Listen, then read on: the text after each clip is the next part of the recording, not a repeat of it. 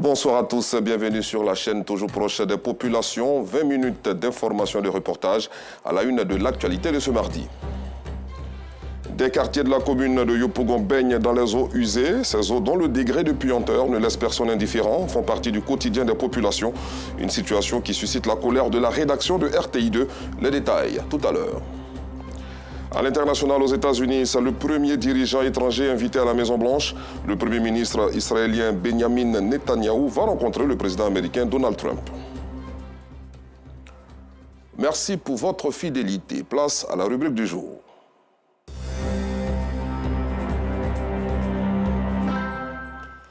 Plusieurs quartiers de la commune de Yopougon baignent dans les eaux usées. On mange, on boit et on dort presque dans ces eaux dont le degré de puanteur ne laisse personne indifférent. Sur les routes, comme dans les quartiers, ces eaux, en provenance des égouts, sont omniprésentes. Au quartier camp militaire, elles ont colonisé le bitume. Cette situation suscite la colère de la rédaction de RTI2. Voici donc le carton rouge signé Joël Gossé et connu par Gassoro de Madongui. Les problèmes d'eau usée et d'assainissement sont encore d'actualité dans la commune de Yopougon. Yopougon la belle, Yopougon la coquette, Yopougon la séduisante. Et oui, dans cette commune, un quartier se démarque de façon très négative de l'image reluisante de Yopougon. Il s'agit bien du quartier camp militaire. Ce quartier est un véritable nid de moustiques, d'insalubrité et de puanteur. Regardez, constatez, découvrez ces images qui ne font pas du tout la fierté de Yopougon.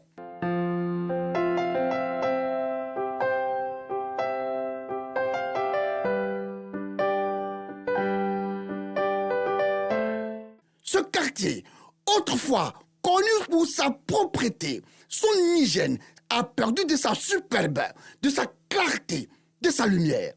Regardez ces fosses septiques. Elles sont visiblement toutes bouchées. Et depuis plusieurs mois, la situation perdure. Les riverains sont dans le désarroi. Ils ne savent plus à quel se vouer. Ils sont désemparés et désespérés.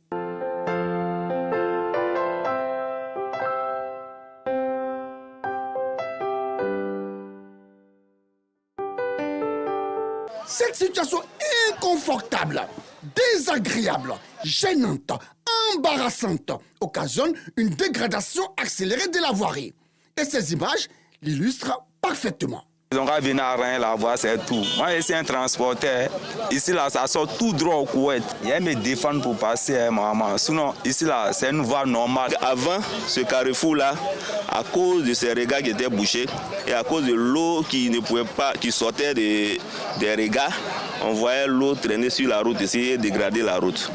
Dieu merci, l'État a fait tout pour faire cette partie de la route et on voit bien que c'est devenu confortable, les voitures peuvent bien passer, il n'y a pas de problème à ce niveau. Mais ici, beaucoup de fois, on voit bien que les gens viennent toujours pomper de l'eau, faire sortir de l'eau des caniveaux.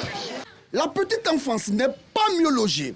Elle paye aussi les frais de ce décor sale, de ce tableau noir et malpropre. Quand il pleut fort comme ça, l'eau monte jusqu'au niveau de l'étage. Même les élèves, quand ils quittent à l'école, sont obligés, souvent même les enfants nagent même dans l'eau pour aller à la maison. Que c'est dommage.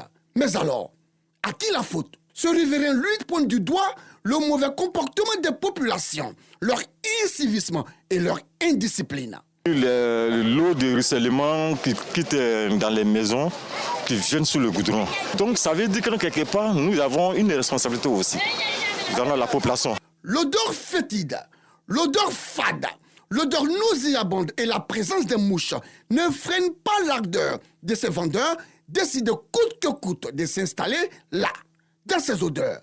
Que c'est triste. En tout cas, ici, là, c'est parce qu'il n'y a pas de place. Sinon, je n'allais pas pouvoir vendre ici. En tout cas, ce n'est pas facile. Moi-même, ça ne m'arrange pas, mais je fais avec comme ça. Les riverains, conscients de leur responsabilité de temps à autre, font appel à des services privés de débouchés d'égouts. Mais à peine débouchés, que la situation empire.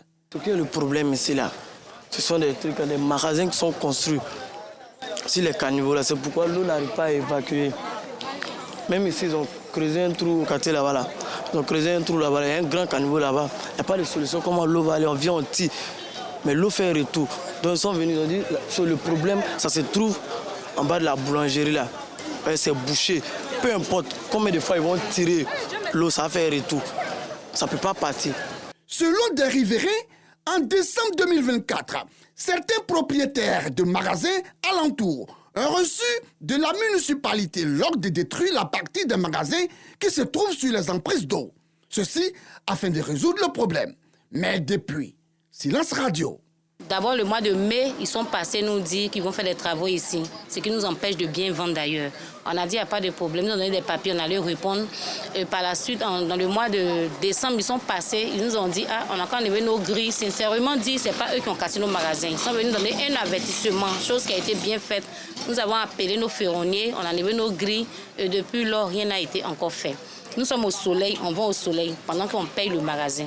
À vrai dire, ça ne marche pas. Moi, je trouve qu'ils ont été méchants parce qu'ils devaient nous laisser même faire la fête d'abord, même avant de venir dire aux femmes de casser les magasins, que si on arrive là, les machines, on va pas, c'est pas devant nous, allez ramasser votre truc, on va écraser. Donc, c'est ce qui a fait que les femmes ont enlevé les grilles, ont enlevé, tu vois, il y a des magasins, des couturiers qui ont enlevé, sont là au soleil. Et depuis, personne ne vient. Tu vois, c'est pas bien.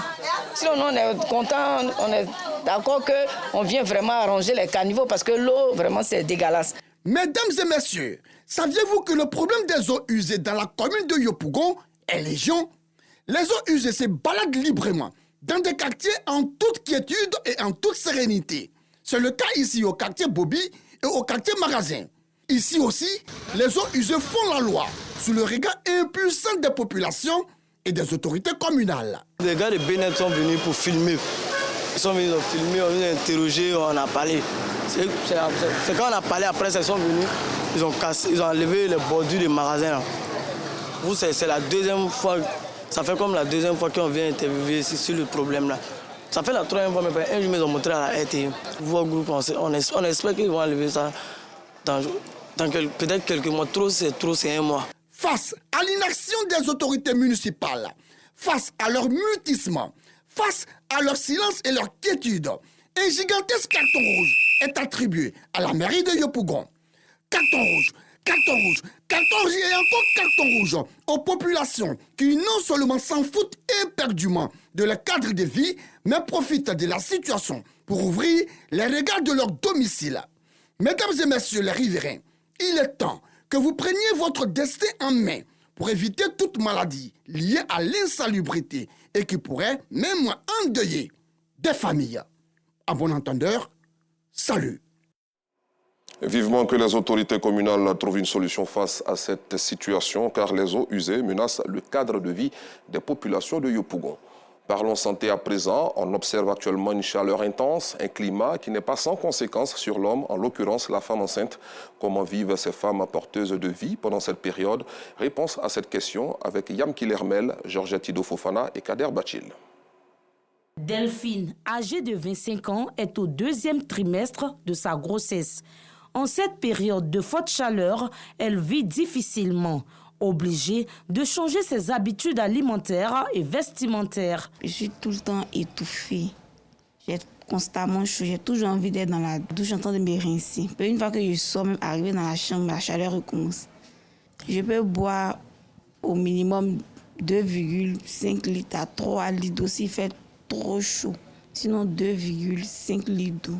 Comme Delphine, elles sont nombreuses, ces femmes enceintes qui supportent péniblement cette vague de chaleur dont fait face le pays ces dernières années. Quelles sont donc les conséquences de cette chaleur sur l'état de santé de la mère et du fœtus? Que faut-il faire en cas de chaleur?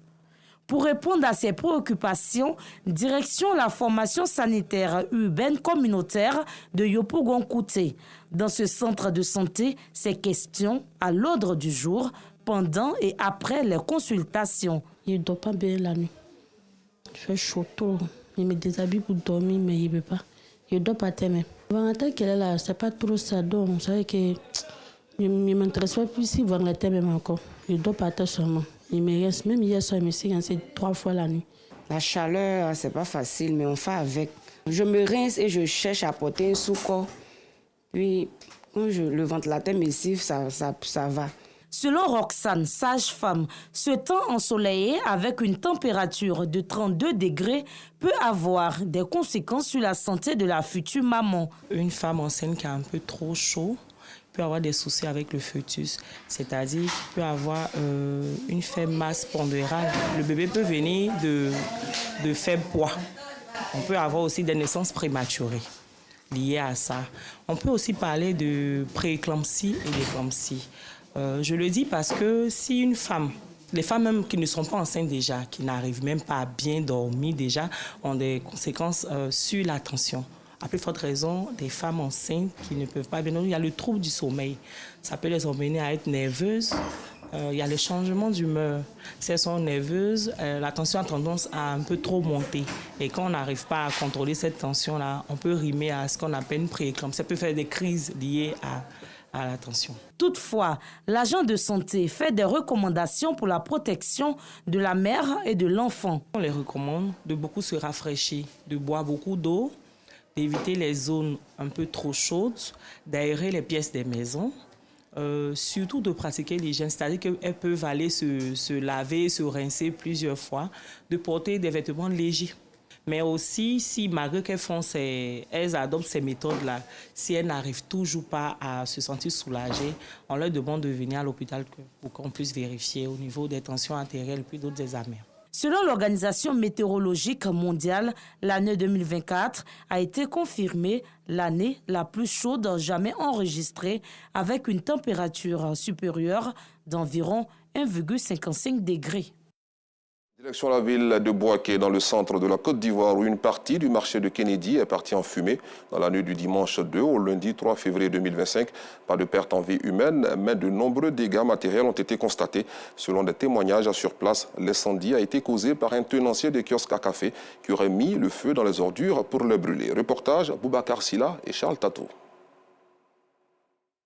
Désolation et consternation au marché de Kennedy, commune de Bouaké. Situation alarmante due à un incendie qui a complètement ravagé étals et magasins de commerce dans la nuit du 2 au 3 février. Selon les témoins sur place, l'incendie a été causé par un tenancier de kiosque à café qui, aux environs de 17 heures, aurait mis le feu dans les ordures pour les brûler. Mais le feu ne s'est pas limité aux ordures. En cette période de sécheresse marquée de vent, ces flammes d'une rapidité extrême se sont emparées des magasins aux alentours. Moi, on allait se rendre compte à 19h, le feu s'est enflammé fort. Dieu merci, pas 5 minutes plus tard, ça peut qu'on peut arriver. Bon, ils ont pu aider, que ça a été une chance pour nous tous. Aucune perte en vie humaine, mais d'énormes dégâts matériels. Une dizaine de magasins consumés et leurs propriétaires dans un désarroi total. Bon, moi, en tout cas, j'étais à la maison, là, les gens étaient là. On m'a appelé pour me dire que le marché a tout fait. Moi aussi, j'ai trouvé que c'était trop tard. En tout cas, tout a été brûlé. J'ai perdu tout. Tout ce qu'on avait comme revenu, c'est tout ce qui est parti en fumée. Ce nouvel incendie pose la problématique d'équiper les marchés en bouche d'incendie et une sensibilisation des commerçants eux-mêmes à adopter des comportements citoyens dans leur environnement. Le marché de Kennedy est un espace qui accueille provisoirement des commerçants délogés pour la construction du grand marché. Autre chose à présent, la grande famille des médias de Côte d'Ivoire a présenté hier ses vœux de nouvel an au ministre de la Communication et de l'Économie numérique. Cette rencontre qui s'est tenue dans les locaux de la RTI à Cocody a été un moment de partage et d'échange sur les perspectives de 2025. Ce rendez-vous a été l'occasion pour le ministre Amadou Coulibaly d'inviter les acteurs des médias à contribuer à l'édifice d'un climat apaisé. Bienvenue Kouaou. Cet après-midi du lundi 3 février est spécial pour les acteurs des médias ivoiriens. À peine dans les locaux de la RTI, le ministre de la Communication et de l'Économie numérique à l'honneur visite l'infirmerie rénovée. Après quoi, il se rend au stade de la haute fréquence où un accueil chaleureux lui est réservé. Occasion pour l'hôte du jour, Jean-Massial Adou, directeur général du groupe RTI, de réitérer ses engagements à contribuer de manière significative au rayonnement du paysage médiatique en Côte d'Ivoire. Permettez-moi d'évoquer quelques transformations en cours qui naturellement vont impacter nos méthodes de travail et subséquemment l'économie du secteur. La plus notable, qui suscite des interrogations et peut-être même des inquiétudes, reste l'intelligence artificielle. Elle pourrait être un avantage, mais nous devons tous être mieux préparés pour en tirer le meilleur bénéfice, au risque de subir ces effets non maîtrisés qui pourraient faire disparaître certains métiers. Au nom des organisations professionnelles, Sindou Cissé a rappelé les efforts consentis par le ministre Amadou Coulibaly avant de faire des propositions et doléances utiles à l'amélioration des conditions de vie et de travail des acteurs de médias. Monsieur le ministre, concernant les organisations professionnelles des médias, nous souhaitons la poursuite et le renforcement de l'accompagnement en 2025. Nous sollicitons la mise en place d'un cadre de soutien à travers des mécanismes d'aide spécifiques, la formation aux nouvelles pratiques numériques, notamment le data journalisme et le journalisme à l'ère de l'intelligence artificielle, ainsi que l'accès à des infrastructures adaptées. Pour les producteurs de contenu audiovisuel, nous formons le vœu que la vocation du SICA d'être ce grand marché international se consolide lors de sa 3e édition prévue au mois de juin 2025 et pour laquelle vous pouvez compter sur une implication toujours plus grande des acteurs de ce secteur. Après avoir prêté une oreille attentive aux différentes déclarations, le ministre de tutelle encourage chaque acteur à demeurer des agents de développement en vue de préserver un climat apaisé. Pour des perspectives prometteuses, il rassure. Je note donc toutes les requêtes qui ont été émises, toutes les propositions qui ont été faites. Elles seront toutes analysées. Et je prends l'engagement de vous dire ici que celles qui peuvent être réalisées cette année le seront. Je suis engagé à améliorer les conditions de travail de chacune et chacun de vous, à poursuivre le dialogue social et les concertations avec tous les partenaires sociaux dans un cadre normatif approprié, de nature à garantir un climat social apaisé. Ensemble, nous continuerons de bâtir un secteur de la communication fort, moderne, résilient, au service du développement de notre pays, au service de la démocratie et de la liberté d'expression. Cette rencontre a été marquée par des dons au ministre Amadou Coulibaly, des prestations d'artistes musiciens et une photo de famille. Un mot de religion dans ce journal. À Yakasseme, localité de la région de Lamé, la paroisse Saint-Lucien a désormais sa grotte mariale au lieu de recueillement pour les fidèles. L'ouvrage a été inauguré le dimanche dernier par l'évêque du diocèse d'Agboville en présence d'un parterre de personnalités. Le compte-rendu de Clément Bocco dans nos prochaines éditions. À l'international, la première escale à la RDC où le mouvement rebelle M23 a décrété une trêve humanitaire à partir de ce mardi. Pendant ce temps, la communauté internationale se mobilise face à l'aggravation de la crise dans l'Est congolais.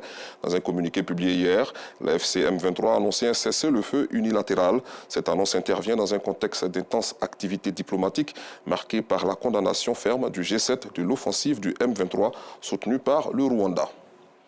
Hors du continent, le président américain doit recevoir Benjamin Netanyahou ce mardi à Washington, au moment où reprennent les délicates négociations sur la poursuite du cessez-le-feu entre Israël et le Hamas dans la bande de Gaza. Le Premier ministre israélien, le premier dirigeant étranger invité à la Maison-Blanche depuis le retour au pouvoir de Donald Trump, symbole de l'alliance indéfectible entre Israël et les États-Unis. Le Hamas a annoncé que les contacts et discussions pour la deuxième phase de la trêve avaient commencé. Point final, merci d'avoir suivi cette édition. Bonne soirée sur RTI2.